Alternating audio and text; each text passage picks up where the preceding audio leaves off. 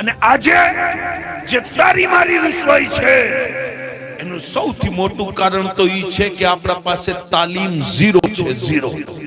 ના દીનની તાલીમ, ના દુનિયાની તાલીમ, ના ઇસ્લામની તાલીમ.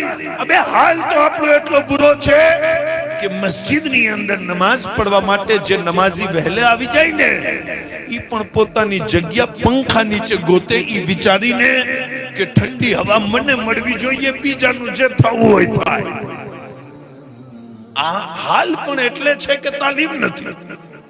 દુનિયાની અંદર જેટલી બીમારીઓ, જેટલી તકલીફો છે બધી એક કાગળમાં લખી નાખો, જેટલી છે બધી લખી નાખો, અને એના નીચે હું ખાલી આ બે શબ્દ લખીશ કે આ બધી તકલીફો એટલે છે કે તાલીમ નથી.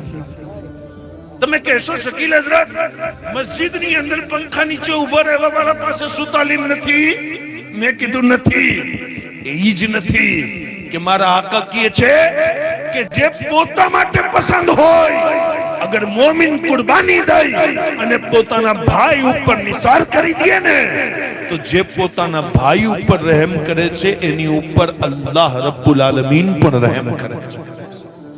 તાલીમ